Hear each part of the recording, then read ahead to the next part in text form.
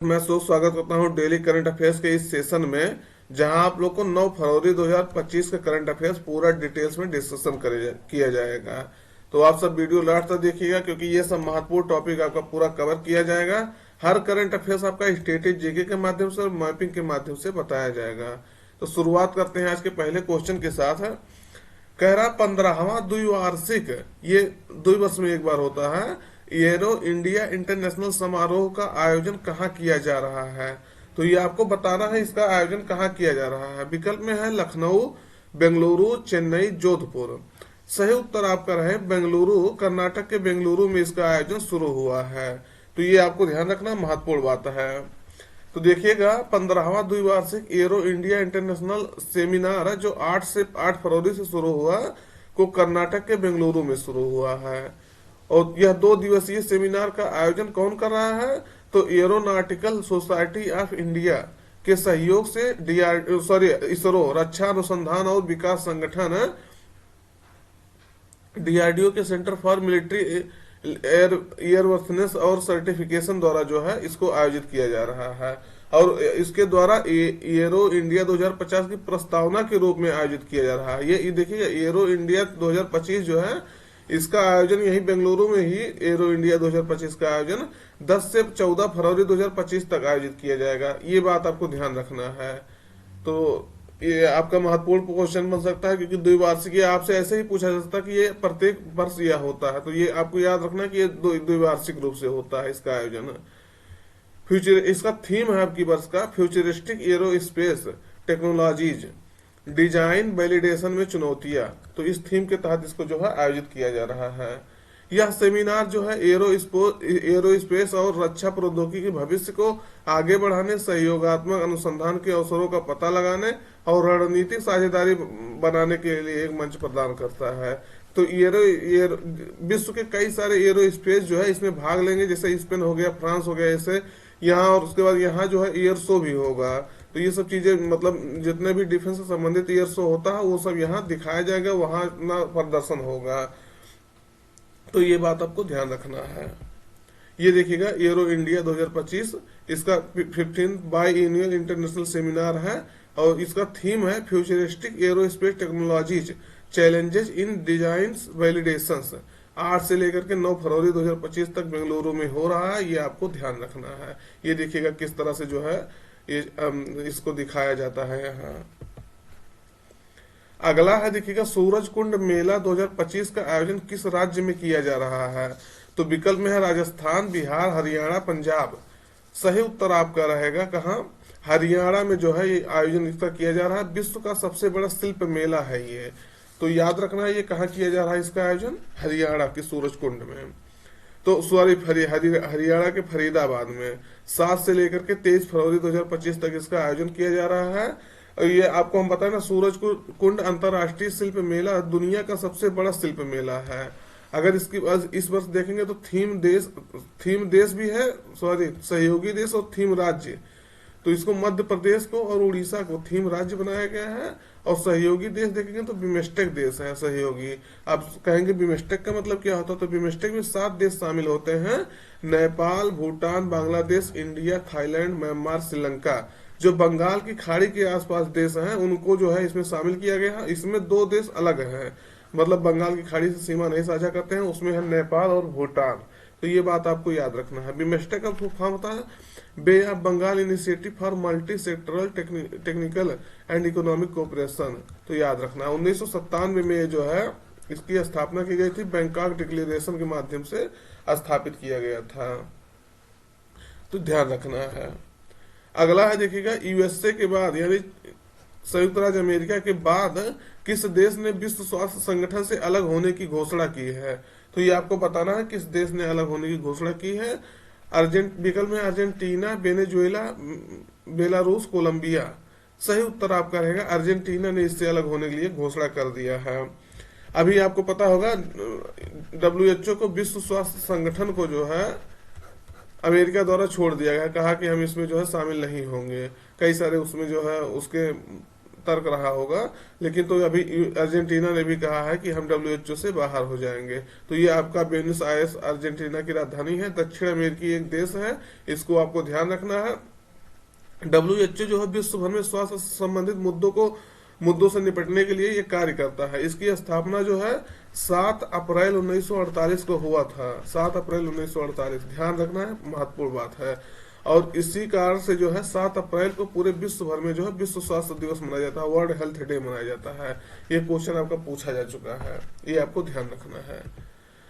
अगला है, डब्ल्यूएचओ ने पहली बार इबोला वैक्सीन का ट्रायल किस देश में शुरू किया है? तो आपको बताना है, वही अभी विश्व स्वास्थ्य संगठन जिसे कह रहे थे, तो उसने जो है इबोला वैक्सीन का ट्रायल शुरू किया है। तो कहाँ शुरू किया है?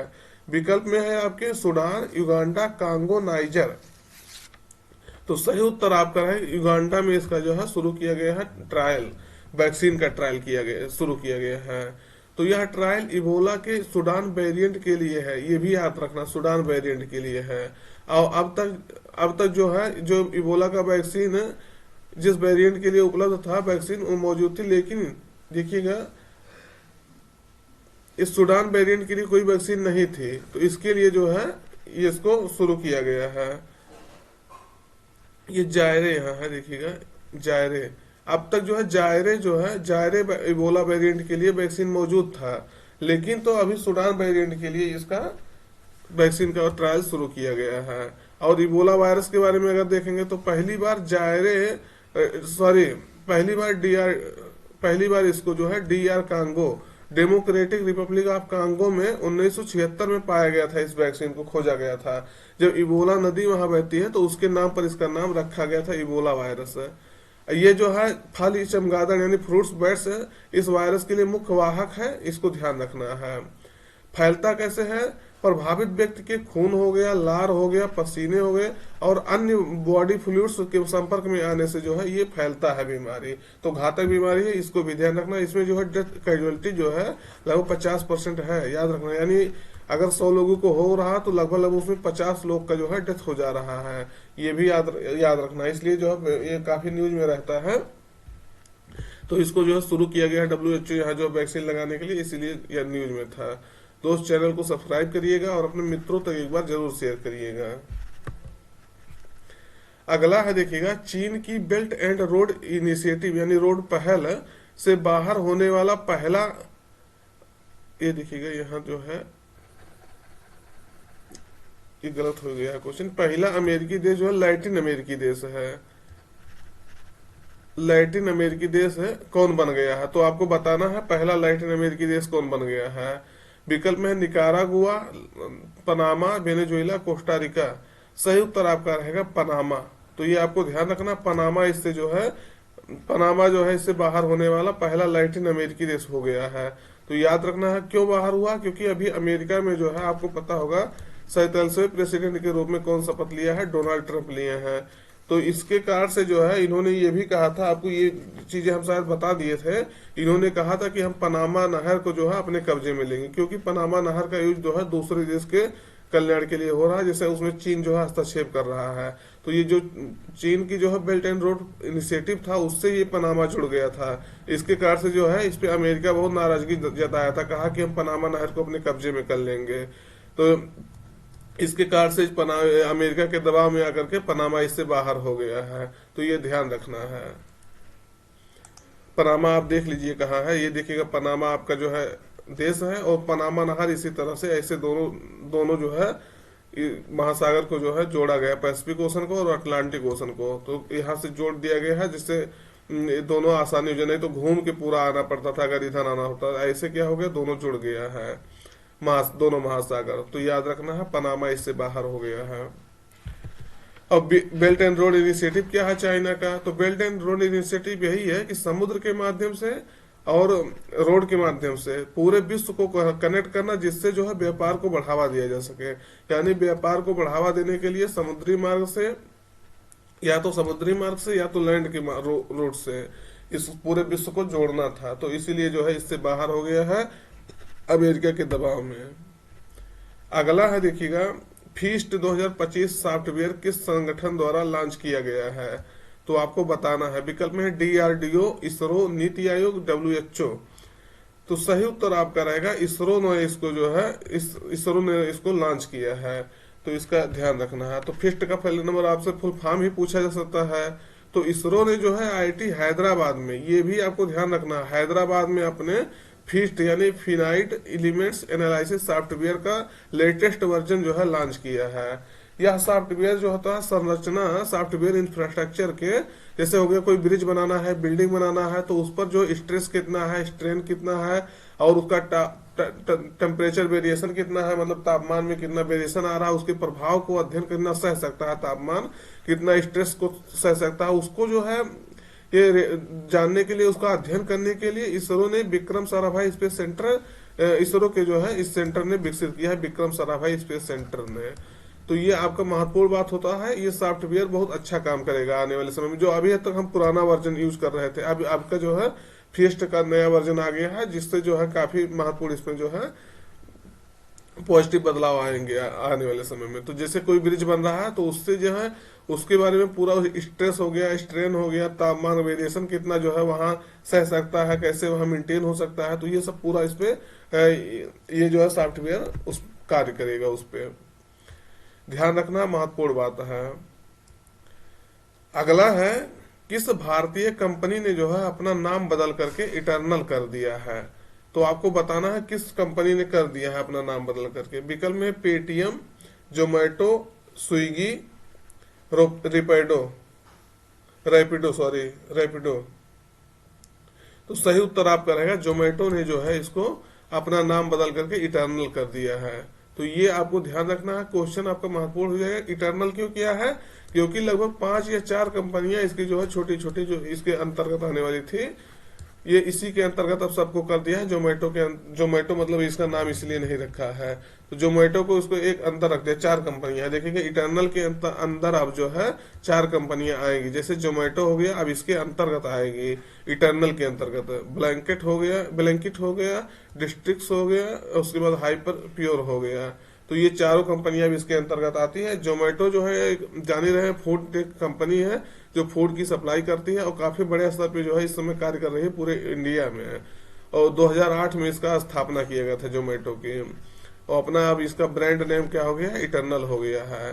तो ध्यान रखना है। जैसे अभी हम लोग जोमेटो का ऐप यूज करते थे ना, हो सकता है आने वाले समय में इटर्नल नाम से ऐप आए, उसके अंतर्गत सारी सुविधाएं आपको जो प्रोवाइड कर जाए ये चारों कंपनियों के माध्यम से। तो ध्यान रखना है। अगला है देखिएगा, हाल ही में नेपाल ने माउंट एवरेस्ट सहित कितने मीटर ऊंची पहाड़ियों पर एकल पर्वतारोहण यानी सोलो क्लाइंबिंग पर प्रतिबंध लगा दिया है, बैन कर दिया है। जैसे क्या होता है आप जानते होंगे, माउंट एवरेस्ट कहाँ है? नेपाल में स्थित है। नेपाल में इसे जो है सागर माथा के नाम से जाना जाता है। तो नेपाल में माउंट एवरेस्ट स्थित है।